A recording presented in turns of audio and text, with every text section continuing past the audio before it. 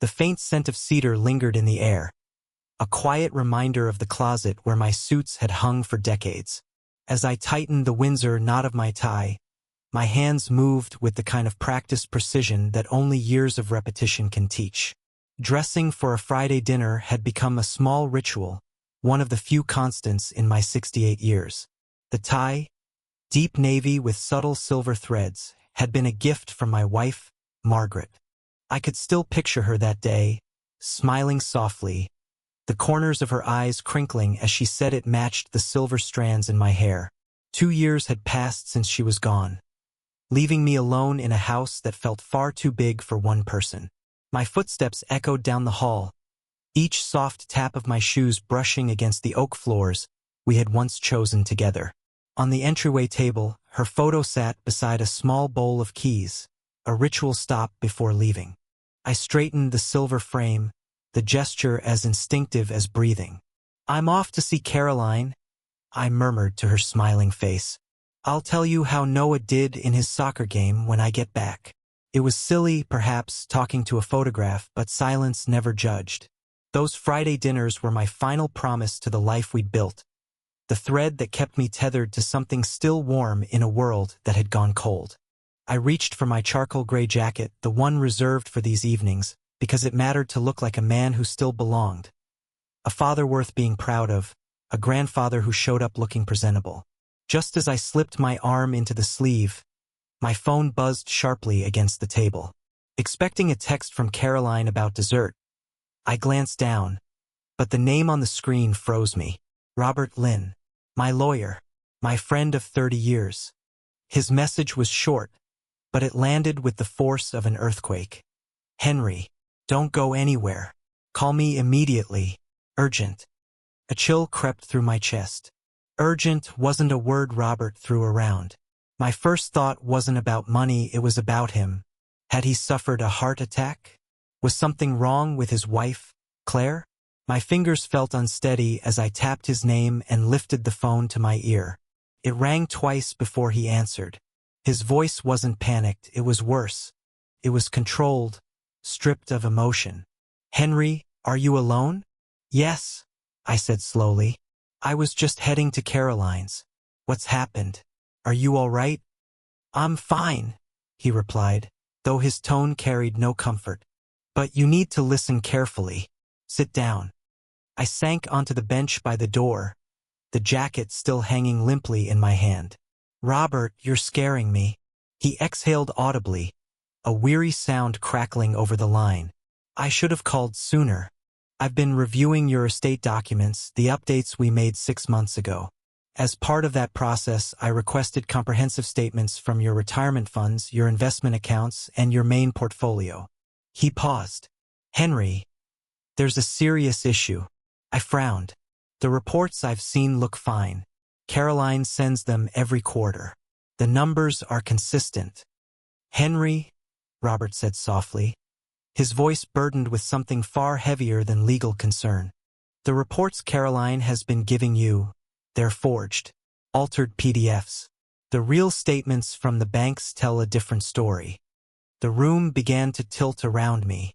The comforting scent of cedar disappeared, replaced by the cold metallic tang of dread. "What are you saying?" I asked, though I wasn't sure I wanted to know. "Since Margaret passed, someone has been draining your accounts," he said. "The brokerage account is nearly empty. The retirement fund almost gone. Over the past 2 years, structured withdrawals have siphoned off nearly all of your savings. The $3 million you retired with, it's almost all vanished." $3 million. The number echoed in my mind like a death knell. That money was my life's work, the security I had built piece by piece, meant to sustain me, to care for Margaret when she was ill, and to support Caroline's family when I was gone. "That's impossible," I whispered. "No one can access those accounts but me." Robert hesitated. When he finally spoke, his words came like a blade. "That's not true. You gave one other person access, the holder of your durable power of attorney. The one you signed at the hospital when Margaret's condition worsened." My stomach dropped. I didn't need him to say the name. There was only one person it could be, The person I was about to visit for dinner, the one I trusted most. "It's Caroline," he said quietly. "She's the one who's been draining your accounts." The phone nearly slipped from my hand. I bent forward, elbows on my knees, staring at the polished floor as the truth sank in. My breath came in short, uneven gasps. Couldn't be her. Not the daughter whose scraped knees I had bandaged, whose college tuition I'd covered without hesitation, whose wedding had been one of the proudest days of my life. My thoughts scattered, a storm of memories colliding. Caroline at my kitchen table a year earlier, smiling as she flipped through a pile of papers. "Don't worry about anything, Dad," she had said with confidence. "The market's unstable right now. I'll handle everything. You just focus on resting." Then another memory surfaced. Me mentioning an unexpected property tax bill, and Caroline waving it off. "It's already handled, Dad.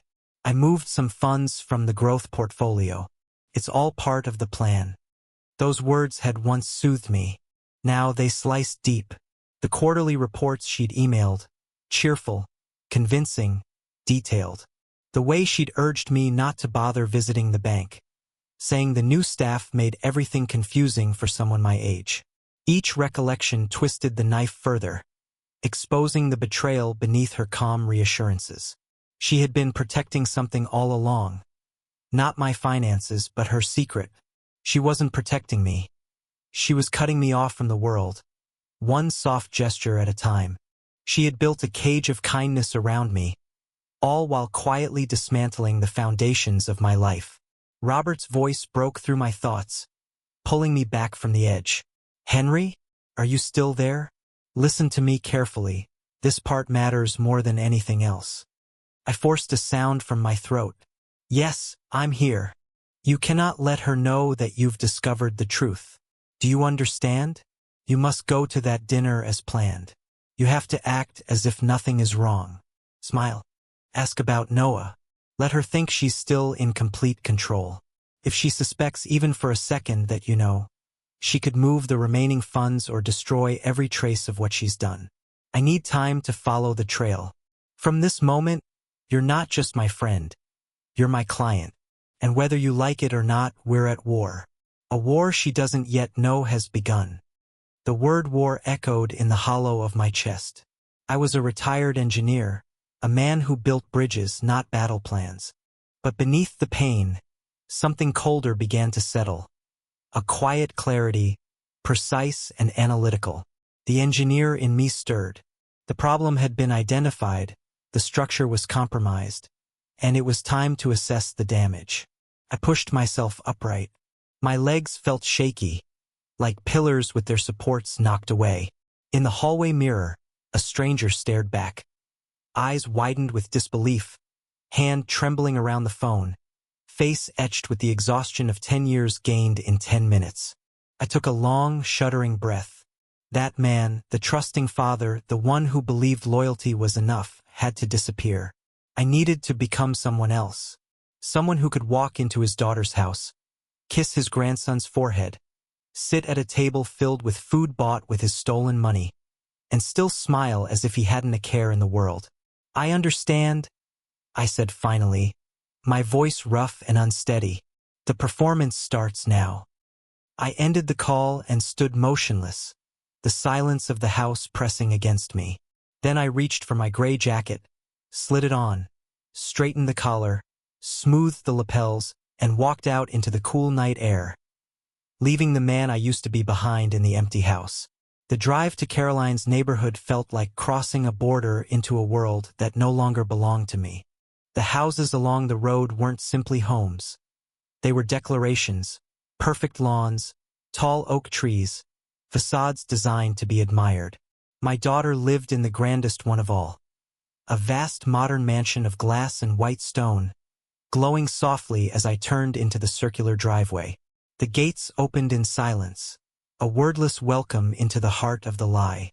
Andrew met me at the door before I even stepped from the car, smiling wide and too bright. He wore a cashmere sweater that probably cost more than I spent on groceries in a month. "Henry, great to see you," he said, clapping me on the shoulder a little too firmly. The gesture, once warm, now felt like a quiet claim of dominance. "You too, Andrew," I answered, forcing a steady voice.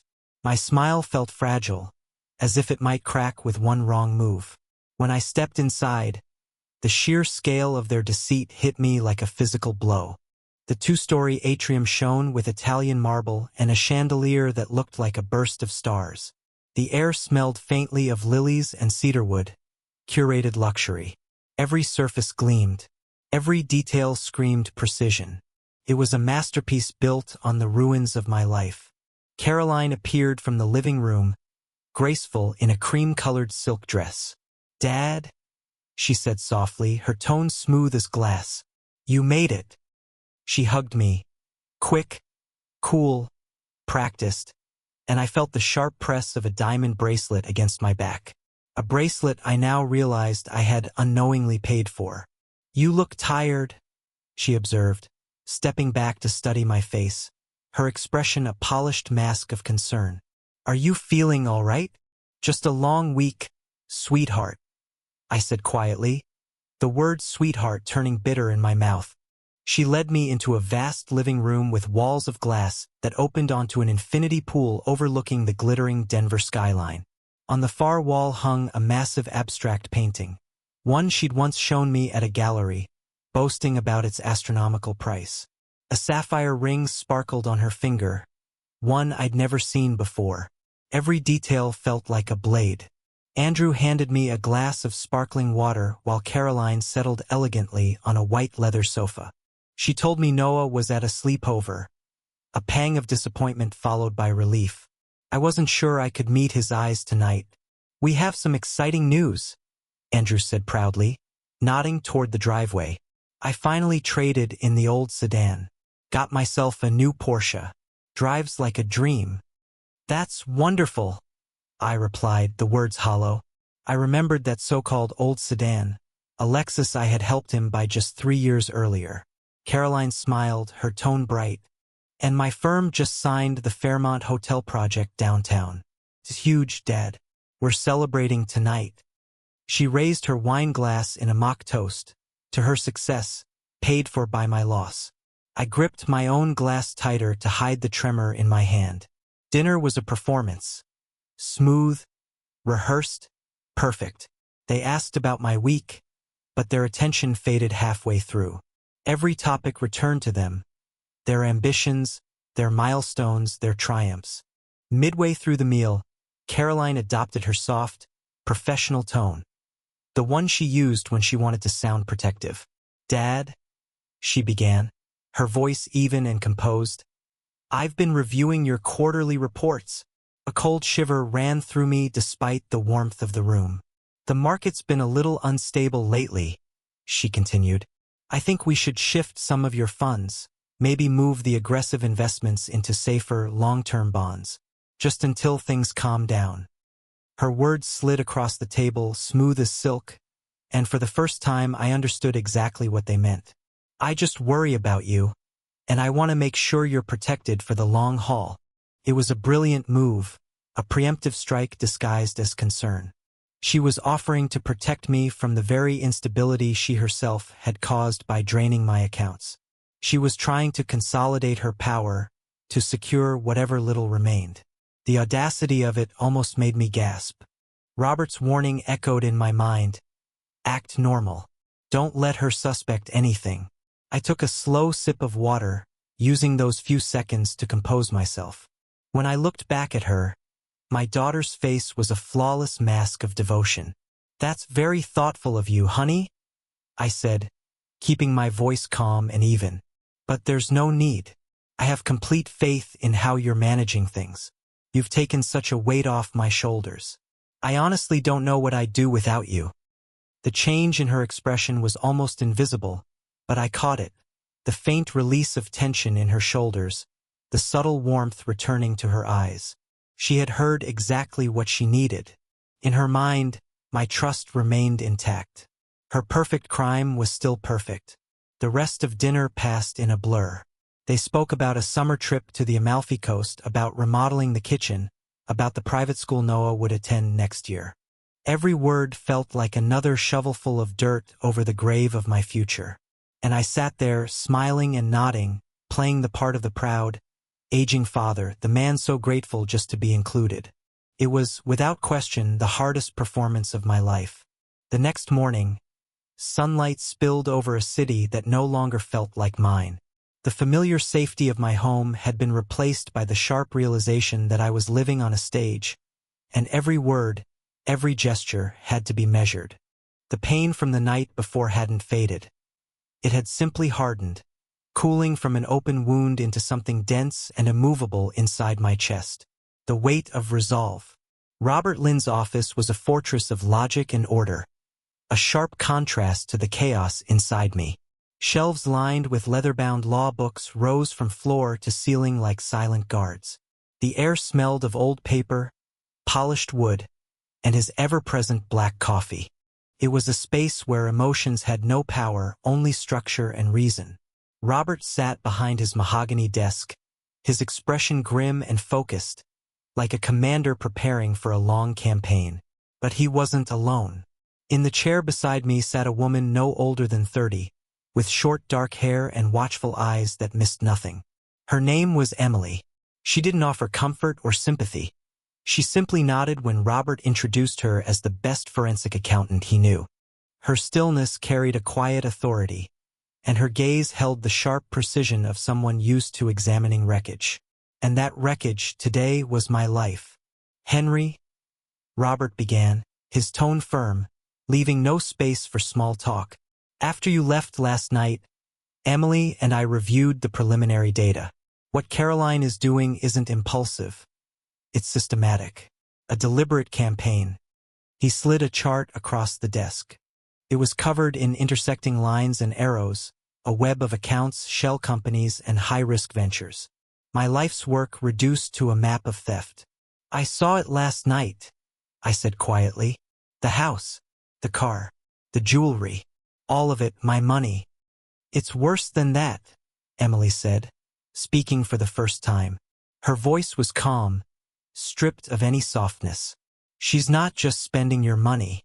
She's moving it, concealing it, channeling it through a shell company called Meridian Concepts LLC, and funneling it into a resort development in Mexico managed by your son-in-law. She's laundering your life savings, Mr. Caldwell, and she's using forged reports to keep you compliant while she does it." Robert leaned forward, hands clasped tightly.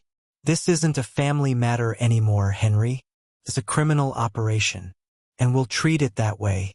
Here's how we proceed. 2 phases. He took a sip of coffee, his voice steady.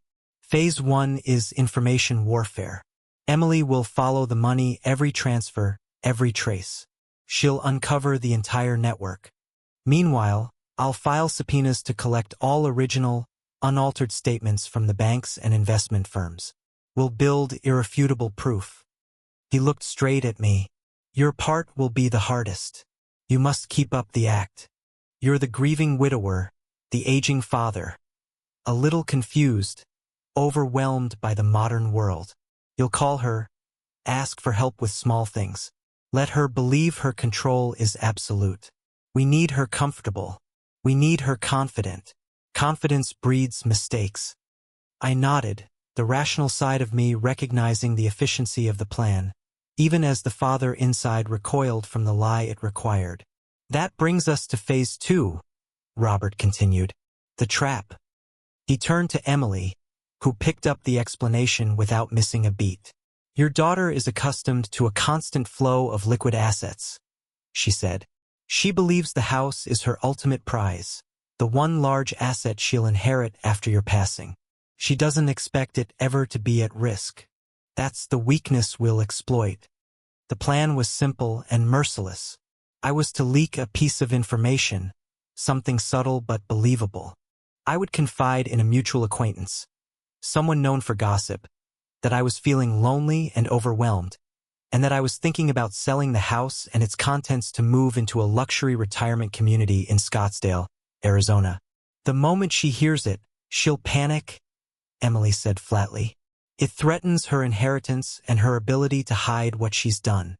A potential sale brings outsiders, appraisers, lawyers, brokers, all of whom will expose the fraud. Her cash flow from your accounts is already dwindling as the money runs out. The house is the last card. She won't let it go. She'll be forced to act, Robert finished. She'll push harder, claim you're confused, that you're no longer capable of managing your affairs. She'll overextend herself, and when she does, she'll walk straight into the legal cage we've built for her. And we'll have every document ready to close it. I sat there in silence, absorbing the cold, ruthless precision of their plan, and the devastating truth of how far things had fallen. It was a plan built not on emotion, but on a precise understanding of my daughter's greed. Her arrogance would become the bait. For 2 years, my quiet compliance had enabled her.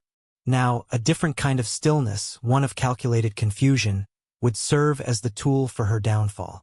The pain remained, cold and solid in my stomach, yet for the first time since that phone call, it was joined by something else.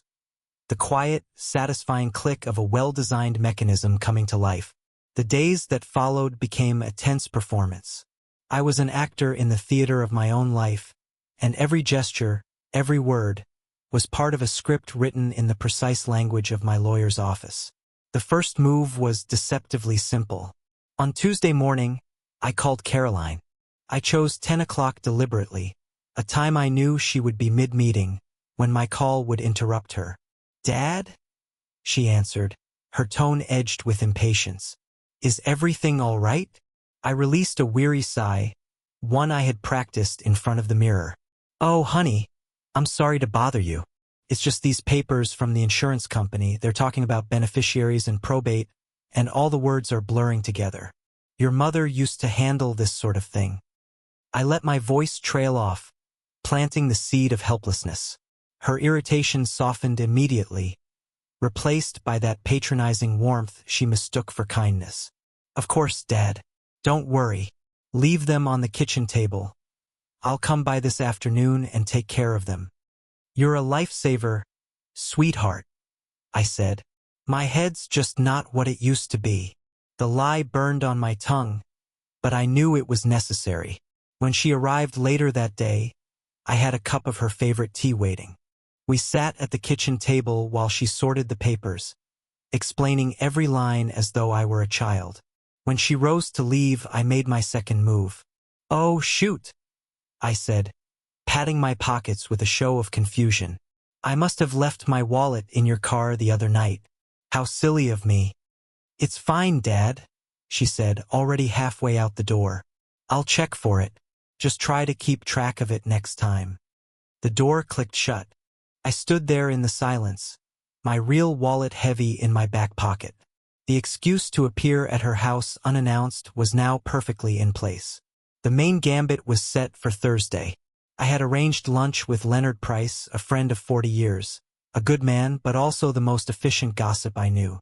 A story told to Leonard at noon would spread through our entire circle by dinner. We met at our usual diner, over Reuben sandwiches and old memories. We talked about the past, about our health, about our grandchildren. It was all so normal that the lie I was about to tell felt like a betrayal of friendship. But Robert's words echoed in my mind. "This is a campaign. You know, Leonard," I said, stirring my iced tea. "This big house feels emptier every day. Since Margaret passed, it's too much for one man to handle." He nodded in sympathy. "It's a lot, Henry. It really is." "I've been thinking," I continued, letting my voice waver slightly.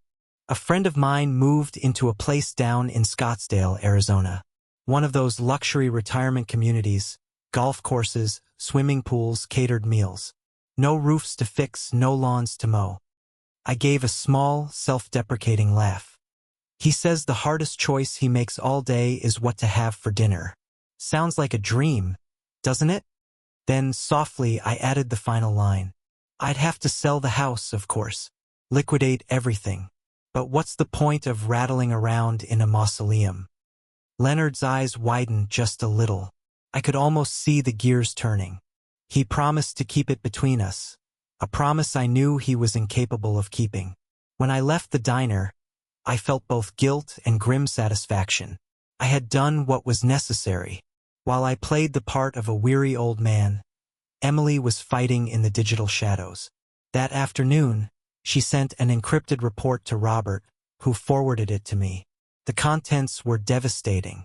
The shell company, Meridian Concepts LLC, wasn't just a placeholder. It was the main investor in a luxury resort near Cancun, Mexico. The project was bloated, hemorrhaging money, and months behind schedule. The listed financial manager? Andrew, my son-in-law.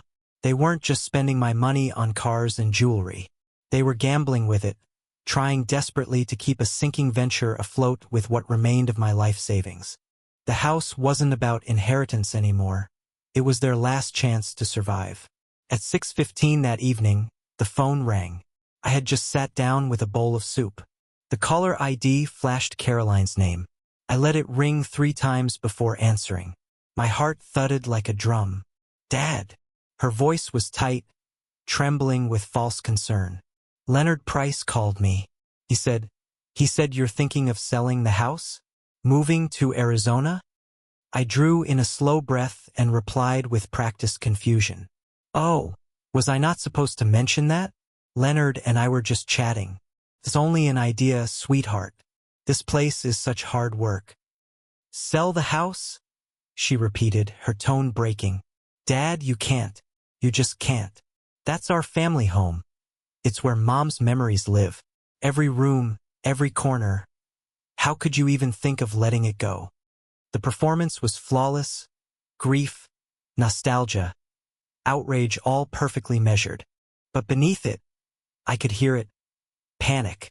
I'm just getting old, Jessie, I said gently, using her childhood nickname to make it sound sincere. I can't keep up with the repairs anymore. The yard, the roof, it's all too much. I just thought maybe it's time for an easier life. Somewhere with a bit of sun. No, no, no, she said quickly. We can figure this out. If it's the upkeep, we'll hire someone, a gardener, a handyman, whatever you need. I can handle all of it for you. You don't have to lift a finger. Just don't do anything rash. Don't call a realtor. Promise me, Dad. Promise you'll let me help manage this. Her words were not born of love or worry. They were a scramble for control. An attempt to wedge herself between me and the one asset she couldn't afford to lose. She wasn't trying to protect my memories of her mother. She was trying to protect her failing investment in Mexico. The call ended with my soft, non-committal promise to think about it, leaving her suspended in anxious uncertainty. I hung up and stared out the window into the fading light. My soup sat untouched, the surface gone cold. A grim smile crossed my lips. The trap was set, the bait taken, and my daughter, my clever, calculating daughter, was thrashing in the net, unaware that the fisherman was the tired old man she believed she had already consumed. The silence that followed was not empty. It was the tense quiet that settles over a chessboard after a decisive move, humming with the anticipation of the opponent's next step. I knew her response would come soon. Panic is impulsive. It never waits long. 2 days later, on a calm Saturday afternoon, the phone rang again. Caroline's voice was syrupy smooth. Dad, Andrew and I were just in the neighborhood. We'd love to drop by for a few minutes. I've been talking to my financial advisor. He's put together a simple projection for you. I think it'll ease your mind about selling the house. Of course, honey, I said, my tone that of weary acceptance. The door's always open. The stage was set. I had 1 hour before they arrived. I moved carefully, methodically, the way I once did while inspecting blueprints before construction. My target was a small wooden birdhouse Margaret had loved, perched on the mantelpiece. It was sentimental, but perfectly placed. It had a clear acoustic line to the sofa. I turned it over. The base was hollow. The recording device Robert had given me was no larger than a sugar cube, a tiny black square with a pinhole lens. I fastened it inside the birdhouse with double-sided tape and returned it to its place, adjusting the angle by a fraction of an inch. From the outside, it looked like nothing more than decoration. From the inside, it was a silent witness. They arrived dressed like a magazine spread. Caroline wore a fitted blazer, Andrew had on a polo shirt with a small embroidered horse on the chest. They carried a heavy, leather-bound folder. Part of the act, a display of authority meant to make me feel diminished. "Dad," Caroline began, sitting across from me and placing the folder on the table. Her voice dripped with concern. "We were so worried after our last conversation. Andrew and I talked it through, and we really think selling the house would be a terrible mistake, both emotionally and financially." She opened the folder. Inside were charts, graphs, and pages of dense text. "I had our advisor, Mr. Albright, run the numbers," she said, pointing to a bright bar graph. "The market's trending down. If you sell now, you'll lose at least 15% of the property's peak value. It's just not smart to liquidate an asset like this right now." I leaned forward, squinting at the pages as though they were written in another language. "Oh my, that's a lot of numbers, Caroline. It all looks so complicated." "It is, Dad," Andrew said gently, leaning in. "That's why we're here. We just want to help you make the right decisions. Caroline's amazing with this stuff. We don't want you doing something you'll regret." I waved a hand dismissively. "I don't know, kids. The yard's too big. The stairs are steeper every year, and Arizona sounds peaceful. No charts, no graphs, just sunshine." I was deliberately playing the part, the stubborn, aging man who refused to understand. I saw a flash of irritation in Caroline's eyes before she forced it away with a patient smile. "Let's forget the numbers for a minute," she said softly. "Think about Mom. Think about the memories in this house, the garden she planted, the kitchen where we made Thanksgiving dinner. You can't sell that, Dad. You just can't." Her voice trembled at all the right moments. It was the same emotional manipulation she'd always relied on, and hearing her use Margaret's memory as a weapon sent an icy ache through me. I stood slowly, forcing a weak smile. "You've given me a lot to think about. Let me make us some tea." My head spinning a bit, I walked to the kitchen, heart pounding. The real performance was about to begin. As the sound of running water filled the air, I slipped quietly to the wall just beyond the doorway. I waited, holding my breath, counting the seconds. Then I heard Andrew's voice, low and anxious. "You don't think he's serious, do you? About selling? Caroline, the project in Mexico, the investors are panicking. We need cash, and we need it yesterday." There was the rustle of paper, then Caroline's voice, sharp and stripped of all pretense. "He won't sell," she snapped. "I won't let him. He's more confused than I thought. This whole Arizona fantasy just proves it." Andrew's voice trembled. "But what if he calls a realtor? What then?" A pause. Then Caroline's words came, cold and final, each one cutting through the air like a blade. "Then we take the next step," she said flatly. "I'll prove he's not competent to make that kind of decision. I'll talk to Dr. Caldwell again, get a more definitive evaluation. The power of attorney isn't enough if he insists. We'll need a conservatorship. We need full control," she continued, her tone now stripped of pretense. "It's the only way to protect our interests, to protect the family. Protect the family." The words were so brazen, so complete a lie, that for a moment I almost admired the artistry of it. I stayed in the kitchen for another 5 minutes, gripping the counter until my knuckles turned white. I forced myself to make noise, the clatter of cups, the rattle of spoons, a small performance to sell the illusion before I carried a tray of untouched tea back into the room. When I returned, they were seated in silence, the leather folder now closed, their expressions reset to masks of practiced affection. They left soon after, promising to call, to help, to be there for me. The moment their car disappeared from the driveway, I went straight to the mantelpiece. My hand trembled as I lifted the tiny recording device from inside the birdhouse. Sitting down in my old armchair, the one Margaret had always called my thinking chair, I plugged it into my phone with the small adapter Robert had provided. I pressed play. The sound of my own voice came first, soft, confused, exactly as rehearsed. Then Andrew's anxious whisper, and finally, Caroline's voice. Cold, controlled, methodical. Plotting to have me declared mentally unfit, to seize everything I had left. We need a conservatorship. I listened twice. The first time shattered me. Hearing my daughter, my only child, calmly plan my legal destruction was a pain that defied words. But the second time, something changed. The part of me that had once designed bridges and studied structural failure began to surface. The pain didn't vanish, but it hardened, taking shape, clear, precise, purposeful. Emotion cooled into calculation. The heartbreak was immeasurable, but the evidence was irrefutable. She had spoken the words herself, and Andrew had confirmed the motive.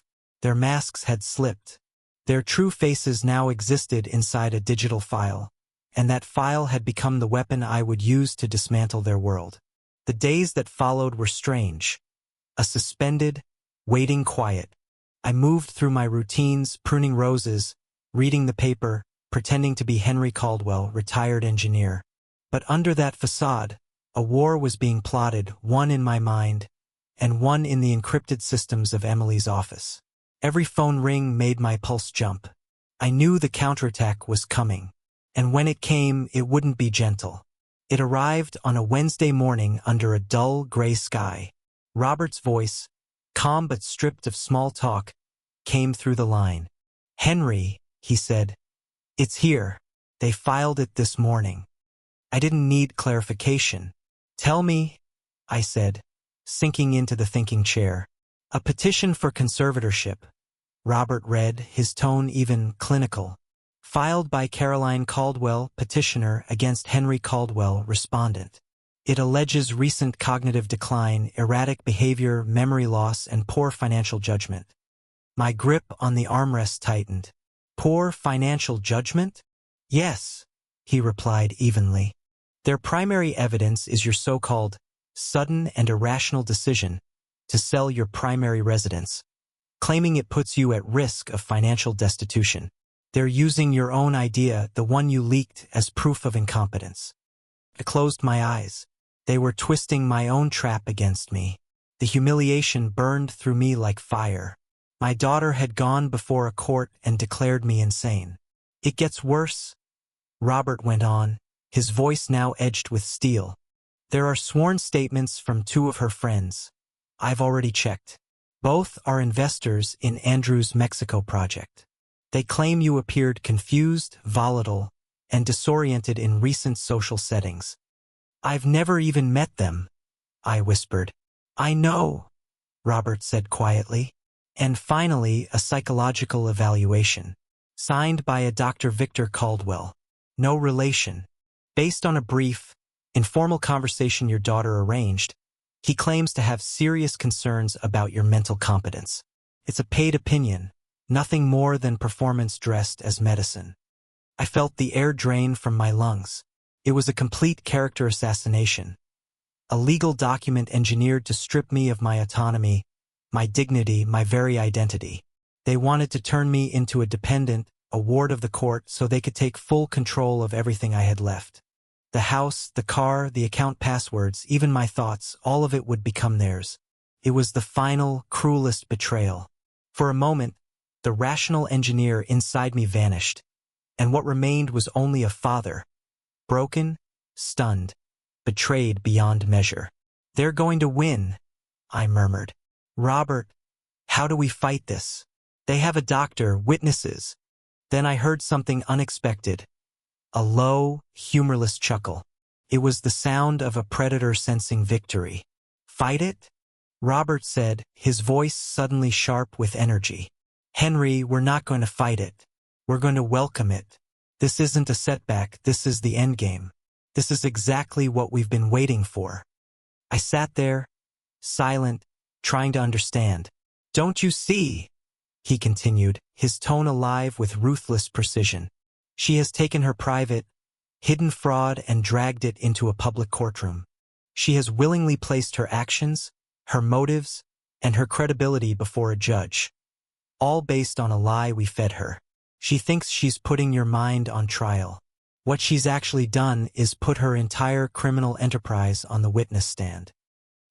He took a slow breath, and I could almost hear the faint smile forming in his voice. She's filed the paperwork. She's brought in paid witnesses. She's built a house of cards on a foundation of pure sand. This is the moment we've been working toward, Henry. The trap has been sprung. She did it herself. I listened, and gradually, the fog of humiliation began to lift, replaced by a cold, growing fury. Robert was right. This wasn't their victory. It was their final, fatal mistake. So what now? I asked, my voice regaining its steadiness. Now, Robert said, his tone like the fall of a gavel. We let her walk into that courtroom believing she's in control.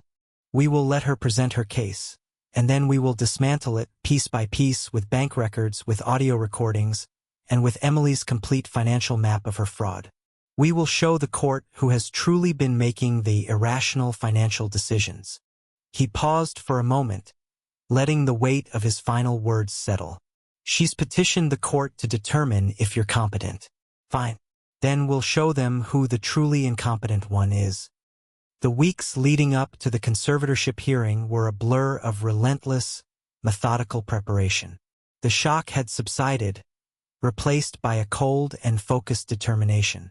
The machine of justice, once distant and abstract, was now alive and humming, quietly, deliberately. In the late hours of Robert's office and the steady calm of my own home, we were no longer reacting. We were building something solid, an unbreakable case designed to collapse the world of lies my daughter had built. We worked on 3 fronts, each of us soldiers in a quiet war. Emily's front was the digital battlefield, numbers, transfers, and transactions. In her minimalist office, surrounded by the glow of her monitors, she became the architect of Caroline's downfall. Day after day, she reconstructed the scattered fragments of my financial history. What she finally produced was not just a report. It was a weapon. The finished document was nearly 3 inches thick, bound in black, its pages filled with precise and devastating detail. There were color-coded charts showing the steady outflow from my retirement accounts, and corresponding charts displaying the identical inflow into Meridian Concepts LLC. There were timelines linking every withdrawal to a corresponding purchase by Caroline or Andrew. A new car, a second property, a European vacation. At the center of it all was Emily's masterpiece. A complex flowchart she called the map of the crime. It tracked my money as it passed through the shell company, into the failing Mexican resort, and, at times, back into Caroline and Andrew's personal accounts disguised as management fees. It was a masterpiece of financial forensics, a story of grand theft told in the cold, precise language of spreadsheets and statements. Robert's front was the law itself. His office had become a war room. Each time I visited, he was surrounded by open law books and papers marked with yellow sticky notes. He was constructing the framework that would turn Emily's data into a legal victory.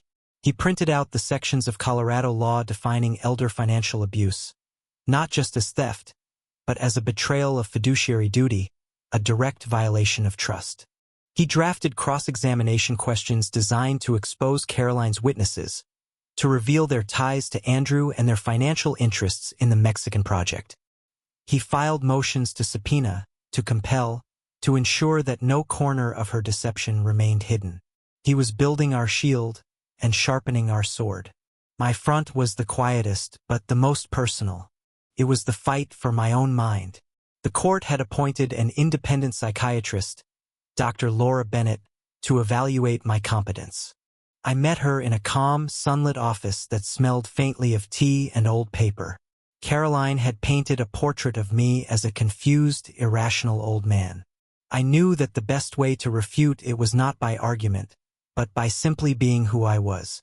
I spoke of my career as a civil engineer, the bridges I had helped design, the load calculations, the water systems I'd overseen for the city of Denver. I spoke clearly, precisely, like a man who had spent 40 years ensuring structures did not fail.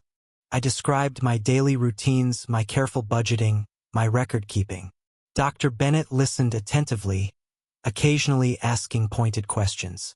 At the end of our second session, she closed her notebook and met my eyes. "Mr. Caldwell," she said, Based on our conversations and the tests I've administered, you are one of the most cognitively sound and methodical individuals I've evaluated this year. From a purely logical perspective, your plan to sell your house and simplify your life in retirement is anything but irrational. We were building our case brick by solid brick. But it was Emily, in the final days before the hearing, who discovered the crack in Caroline's foundation, the flaw that would bring her entire scheme crashing down. She called Robert late on a Tuesday night. I was at Robert's office reviewing my testimony when the call came in. He placed it on speaker, and Emily's voice filled the room. But it wasn't the calm, precise tone I had grown used to. There was something in it now, a quiet, controlled fear. "Robert Henry," she began. I was doing a final cross-reference of Margaret's estate documents, specifically her life insurance policies, to make sure we had a complete record. And I found something. She explained that Margaret had a substantial life insurance policy, one she'd set up years ago to fund our grandson Noah's college education through a trust. Then Emily continued, her voice tightening. I found an amendment form, a change of beneficiary request. It was filed 3 weeks before Margaret passed away. The primary beneficiary was changed from the Noah Caldwell Educational Trust to Caroline Caldwell, daughter. A wave of cold dread washed over me. I remembered those final weeks. Margaret, weak, fogged by medication, barely conscious some days. There's more, Emily said quietly. I reviewed dozens of Margaret's signatures from over the years, checks, legal documents, letters. Her handwriting was strong and consistent, but the signature on this amendment, it's not right. It's shaky, but not in the way illness causes. The angle of the E is off and the loop on the R is too tight.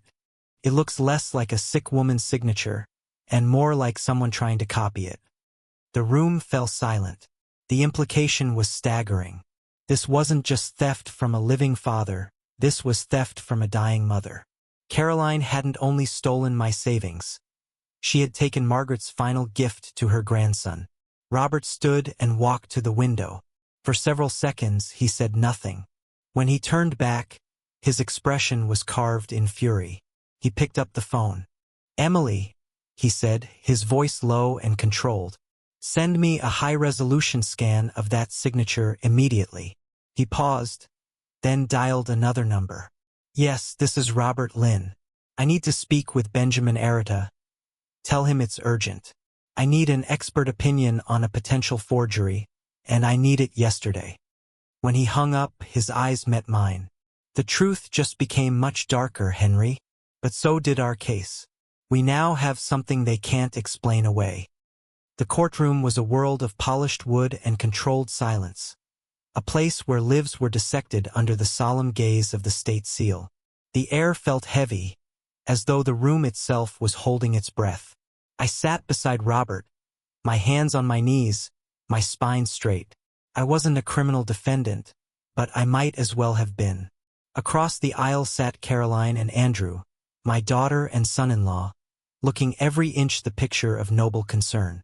She wore soft pastels, her expression carefully composed into one of sorrowful duty. Her lawyer, a man with silver hair and a voice smooth as oil, opened the proceedings. He told the court about a grieving daughter and her father, a man slipping into confusion, making reckless, self-destructive decisions. He called their first witness, a supposed family friend, who claimed I'd spoken incoherently about selling my home and moving somewhere sunny. The next witness, one of Caroline's business associates, said I'd seemed fragile and unsteady at a charity event. It was a performance, flawless, manipulative, and devastatingly believable. To anyone who didn't know the truth, I looked exactly as they described me. A lost old man who needed saving. But when Robert stood, the entire energy in the room changed. He didn't shout. He didn't grandstand. He spoke with the controlled calm of a man who already knew how the story ended. The petitioner, he began, has painted a portrait of a man in cognitive decline. We'd like to begin by offering the court a more accurate picture. He didn't call me to the stand. He called Dr. Laura Bennett. The court-appointed psychiatrist took her place, her professionalism a quiet contrast to Caroline's performance. Robert led her through the evaluation. "Dr. Bennett," he asked, "in your expert opinion, did you find Mr. Caldwell to be suffering from any impairment that would prevent him from managing his own affairs?" Dr. Bennett looked at the judge. "Quite the opposite," she said clearly.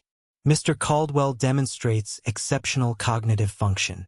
His memory, logic, and grasp of complex systems are far beyond what is typical for his age. In my professional opinion, he is fully competent." A ripple of murmurs moved through the courtroom. Across the aisle, Caroline's shoulders stiffened. The first crack had appeared. "Next," Robert said smoothly, "the defense calls Emily Tran." Emily took the stand, calm and unflinching.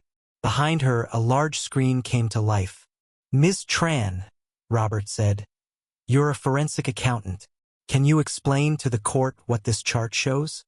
For the next 45 minutes, Emily dismantled Caroline's entire facade with surgical precision. Using the projected documents, she walked the court through my financial devastation, the slow, deliberate draining of my accounts, the transfers into Meridian Concepts LLC, and the luxury purchases that matched every major withdrawal. Photographs of Andrew's Porsche, Caroline's diamond bracelet, vacation invoices, each one dated, documented, undeniable. Then came the final blow. Robert played the recording.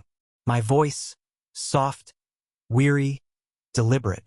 Andrew's anxious whisper about investors and money. And finally, Caroline's voice, cold and calculating. "If I have to, I'll prove he's not competent to make that decision. The power of attorney isn't enough. We need a conservatorship. We need full control." A collective gasp swept through the courtroom. The mask of the loving daughter shattered. What remained was something raw, ugly, and real, the predator behind the performance. Caroline's face drained of color. Andrew looked down, motionless, his hands gripping the edge of the table. Their own words, the evidence of their greed, had just condemned them. Robert let the silence linger, the weight of the evidence hanging heavy in the courtroom, before delivering the final, devastating blow. He turned toward the bench, his voice rising with a restrained, righteous fury that had been waiting for this moment. "Your Honor," he said, every word ringing with conviction, "what you've witnessed here is not simply a case of financial mismanagement. It is a story of profound greed and betrayal. But the truth runs even deeper. This is not just about the exploitation of a living father. This conspiracy began when this woman's own mother was on her deathbed." He called his final witness, Mr. Benjamin Arita, a renowned handwriting expert. Robert placed a document on the projector, the amended life insurance form. "Mr. Arita," he asked, his tone measured but sharp, "can you tell the court about the signature of Margaret Caldwell on this document?" The expert adjusted his glasses and studied the screen. "The signature of Margaret Caldwell on this document is a forgery," he said clearly. "It imitates her style, but it lacks the speed, rhythm, and pressure of a genuine hand. It shows signs of deliberate, hesitant tracing. This was not signed by a weak or dying woman. It was created by someone healthy, someone attempting to mimic her handwriting." The courtroom went utterly silent. Then Robert presented his final exhibits. The insurance payout confirmation, showing a 7-figure deposit made directly into Caroline Caldwell's personal account within weeks of Margaret's death, and an official record from the state registrar confirming that no entity named the Noah Caldwell Educational Trust had ever existed. She hadn't just stolen from me. She had stolen from her dying mother, robbing her of her final act of love for her grandson.